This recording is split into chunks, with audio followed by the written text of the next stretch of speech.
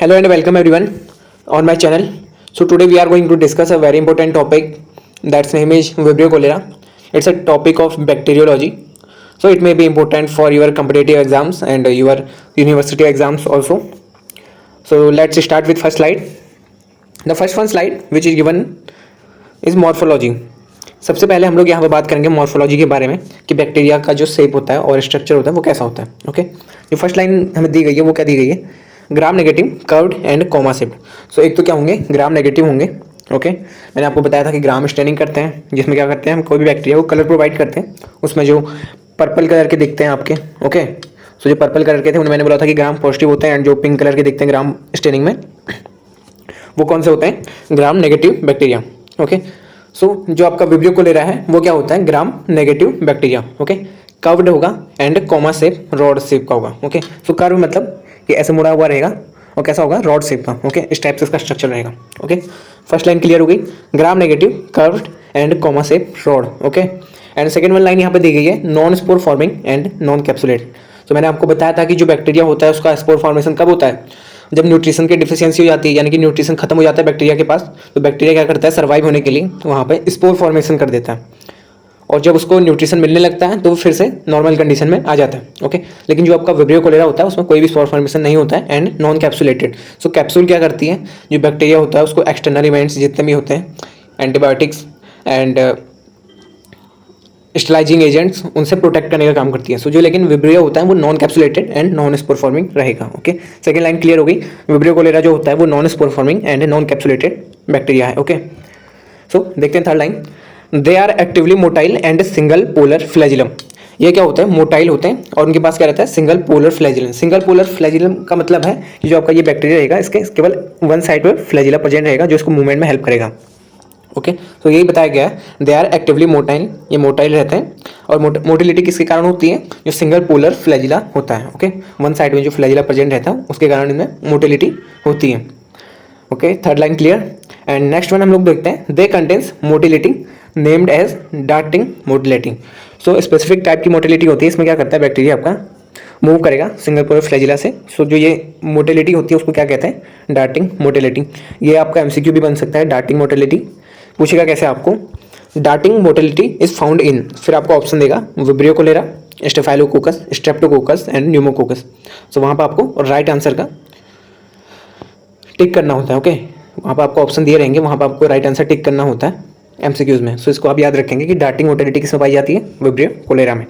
Next one slide हम लोग देखते हैं, यहाँ पर कल्चर के बारे में बताया गया. जो आपका विब्रियो कोलेरा होता है वो ऑर्डिनरी मीडिया में भी कल्चर कर देता है, यानी कि ग्रो करता है. ओके, ऑर्डिनरी मीडिया में भी जो आपका विब्रियो कोलेरा होगा वो ग्रो करेगा. And next one special media use किए जाते हैं, इसमें क्या आते हैं, transport media, enrichment media and plating media. So ordinary media में हम लोग क्या क्या यूज करते हैं, यहाँ पर देख लीजिए, न्यूट्रिएंट अगार, मैकोंकी अगार, ब्लड अगार. और ब्लड अगार के आगे आप लोग ये देख रहे होंगे कि हीमोटाइजेशन. तो यहाँ पर हीमोटाइजेशन का मतलब क्या होता है, जो आपका बैक्टीरिया रहेगा वो क्या करेगा, जो ब्लड होगा उसको डाइजेस्ट करेगा. ओके, सो उसको क्या कहेंगे हम, हीमोडाइजेशन. हीमो मतलब ब्लड, डाइजेशन मतलब डाइजेस्ट करना. तो क्या करता है बैक्टीरिया, ब्लड को डाइजेस्ट करके ग्रेनिश कॉलोनी प्रोवाइड कराएगा आपको ब्लड अगार में. ओके, तो यहाँ पे वर्ड हीमोडाइजेशन इसलिए लिखा गया है. ओके, क्लियर हो गया आप लोगों को. Next one, peptone water. Ordinary media में एज अ एनरिचमेंट मीडिया क्या यूज किया जाता है, peptone water. Okay, next one है जिलेटिन स्टेप कल्चर.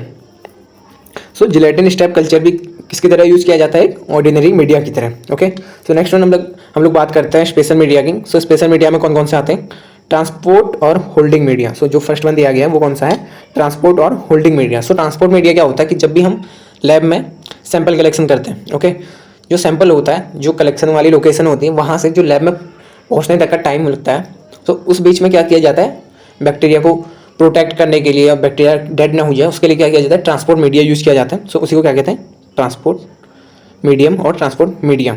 ओके, उसको होल्डिंग मीडिया भी कहा जाता है. ओके, फर्स्ट वन देखते हैं, ट्रांसपोर्ट मीडिया. तो ट्रांसपोर्ट और होल्डिंग मीडिया क्या यूज किया जाता है इसमें. सो फर्स्ट वन दिया गया है Venkataraman and Ramakrishnan media. So ये आपका एमसीक्यू बन सकता है यहाँ पे, Venkataraman and Ramakrishnan media is used as a transport media, ordinary media, enrichment media, plating media. So वहाँ पर आपको राइट आंसर क्या टिक करना पड़ेगा, ट्रांसपोर्ट मीडिया और holding media. Okay, and second one यहाँ पे क्या यूज किया जाता है, कैरी ब्लेयर मीडिया. ओके, एक तो आप लोग Venkatraman and Ramakrishnan media use करेंगे बैक्टीरिया को ट्रांसपोर्ट करने के लिए, एंड सेकेंड वन क्या यूज करेंगे आप लोग, कैरी ब्लेयर मीडिया। एंड यहाँ पे सेकेंड वन जो स्पेशल मीडिया उसमें क्या आता है, enrichment media. So as a enrichment media इसमें यूज क्या किया जाता है, alkaline peptone water, first one, and the second one is Monsur taurocholate telluride peptone water. So ये सब आप लोग याद कर लीजिएगा, ये आपके लिए इंपॉर्टेंट होने वाले हैं काफ़ी। सेकेंड वन मीडिया क्या है, enrichment media, Monsur taurocholate telluride peptone water. Okay, ये हो गए हमारे एनरिचमेंट मीडिया। नेक्स्ट वन हम लोग बात करते हैं प्लेटिंग मीडिया के बारे में।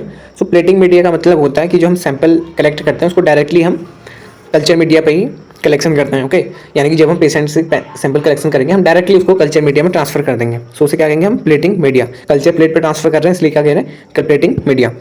कल्चर प्लेट पेशेंट का सैंपल डायरेक्टली इस पर ट्रांसफर करते हैं इसलिए इसे कहते हैं plating media. As a plating media क्या यूज किया जाता है, alkaline bile salt agar. Okay, और इसकी आपको शॉर्ट फॉर्म भी देखने को मिल सकती है, BSA। ये भी आपका MCQ बन सकता है कि BSA full form of BSA is. Okay, so what you have to tick there, तो alkaline bile salt agar. Okay, next one आपका है मॉन्सूर जिलेटिन टोरिकुलेट ट्रिप्टिकेज टेलुराइड अगार। तो इसकी शॉर्ट फॉर्म क्या होती है, GTTA। ओके, इसे गट्टा भी बोलते हैं। तो ये आप लोग याद रखिएगा, Monsur gelatin taurocholate trypticase telluride agar. Okay, as a plating media. Next one यहाँ पे दिया गया है प्लेटिंग मीडिया में, thiosulphate citrate bile sucrose agar. Next one media क्या है, thiosulphate citrate bile sucrose agar. तो ये भी क्या है, एक प्लेटिंग मीडिया है, एंड इसकी शॉर्ट फॉर्म क्या होती है, TCBS। Okay, next one slide हम लोग देखते हैं कल्चर के बाद। नेक्स्ट वन स्लाइड में क्या दिया गया है, एंटीजेनिक।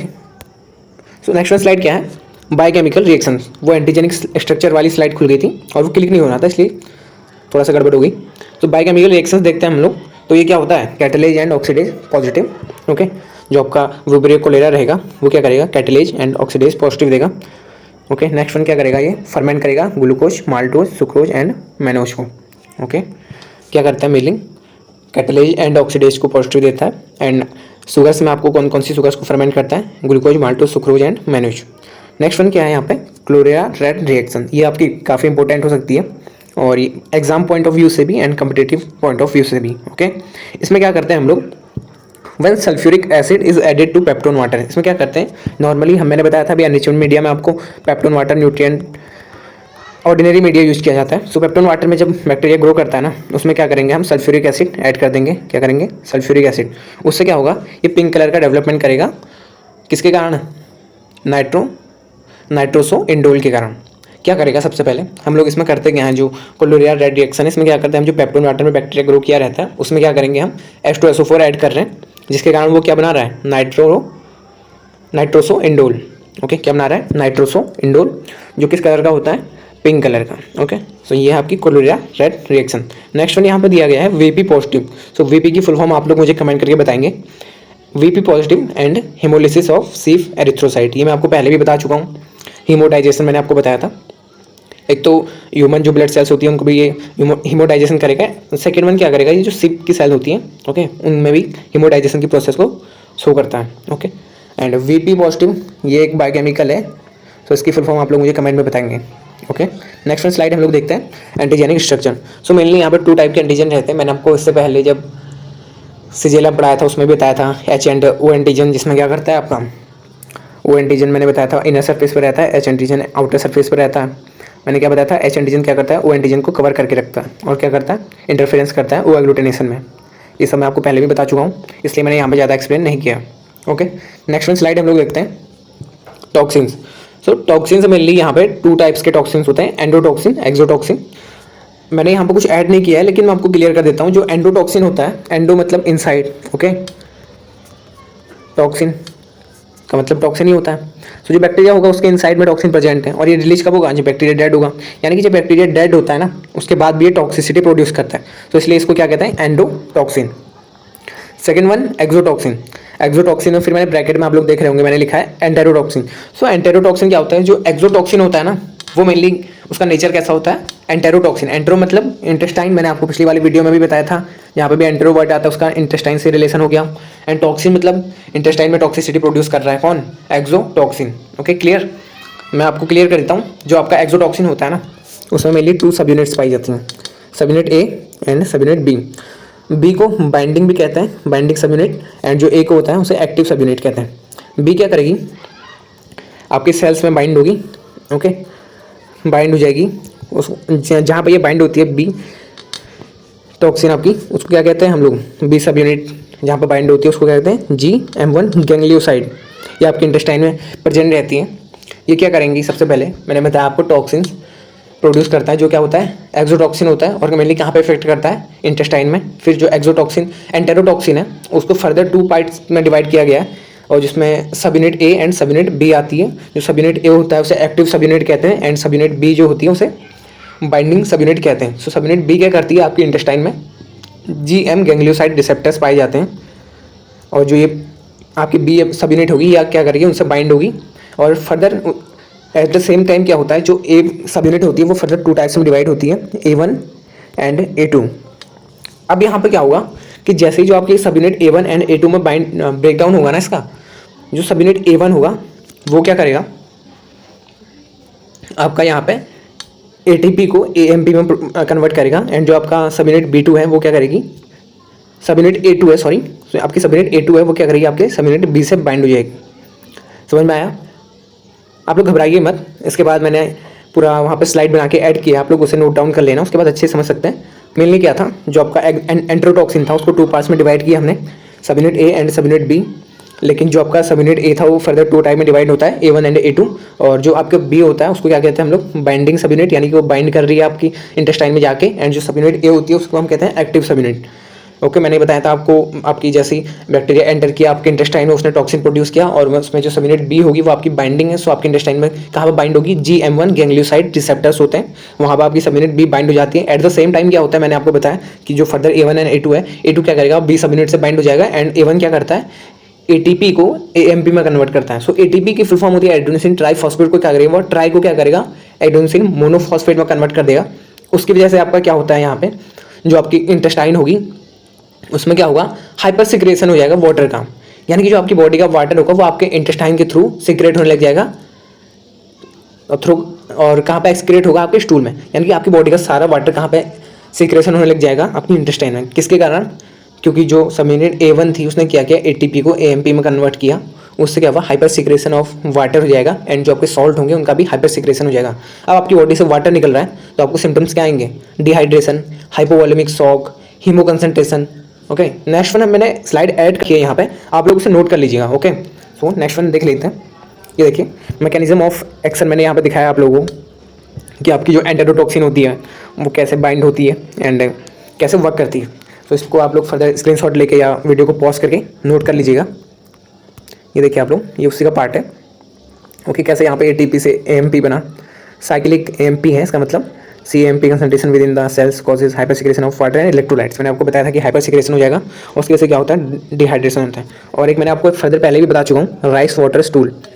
ओके, नहीं फर्दर मैंने पहले नहीं बताया, फर्दर बताऊँगा मैं कहाँ पे, पैथोजेनेसिस में। ओके, तो ये आपका इंपॉर्टेंट है, आप लोग नोट कर लीजिएगा। ओके, वीडियो को पॉज करके या फिर स्क्रीनशॉट लेके आप लोग नोट कर सकते हैं। नेक्स्ट वन स्लाइड हम लोग देखते हैं, पैथोजेनेसिस। तो आप पहले पैथोजेनेसिस में आप सोच रहे होंगे मैंने कुछ लिखा ही नहीं है। सो यहाँ पे मैंने सिर्फ 2 पॉइंट लिखे हैं, it causes diarrhoea in males and also called rice water stool. Okay, अब डायरिया मैंने बताया आपको कि हाइपर सिक्रेशन हो रहा है तो उसकी वजह से क्या होगा, आपके स्टूल में वाटर ज़्यादा होगा, उस कंडीशन को क्या कहते हैं, डायरिया कहते हैं, और राइस वाटर स्टूल। अब मैंने आपको बताया था कि टॉक्सिसिटी मैंने बता दी कि मैंने टॉक्सिन्स कौन से प्रोड्यूस कर रहा है और आपके इंटेस्टाइन में कैसा एंटर किया। अब क्या होता है यहाँ पे, जैसे बैक्टीरिया आपके इंटेस्टाइन में एंटर किया, ये एज सीजेला और साल्मोनेला की तरह आपके इंटेस्टाइनल सेल्स में एंटर नहीं करता। ये क्या करता है, आपके इंटेस्टाइनल सेल्स की जो अपर लेयर होगी ना वहाँ पे एंटर करेगा डायरेक्टली। माना आपके कंटामिनेटेड फूड से आपके इंटेस्टाइन में गया, वहाँ पे क्या करेगा, जो उसकी अपर सेल्स होती है वहाँ पे एंटर करेगा, एंड वहाँ पे क्या करेगा, टॉक्सिन प्रोड्यूस करेगा।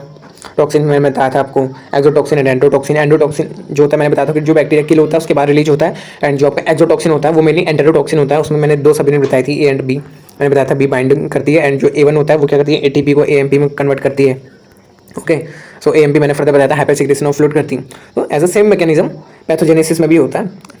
यहाँ पे क्या होता है, आप लोगों को जो टॉक्सिन्स आप पे पड़े होते हैं उन्हीं का मैकेनिज्म लिखना होता है एंड अल्टीमेट रिजल्ट लिखना होता है। जो मैंने आपको बताया था कि अगर आपका इंक्रीज वाटर लॉस हो रहा है तो क्या होगा, डायरिया होगा, एंड क्या होगा, डिहाइड्रेशन होगा, हीमो कंसंट्रेशन होगा। ओके, ये देखिए आप लोग यहाँ पे मैंने कंप्लीट ऐड किया है vibrio Clara both O1 and O139, ये आप लोगों को पढ़ना नहीं है क्योंकि स्ट्रेन है इसकी. Okay, causes an acute diarrhoeal disease known as cholera and it occurs in male only in man.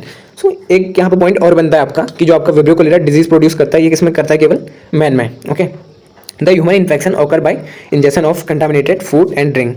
किससे होगा, कंटामिनेटेड फूड एंड ड्रिंक से.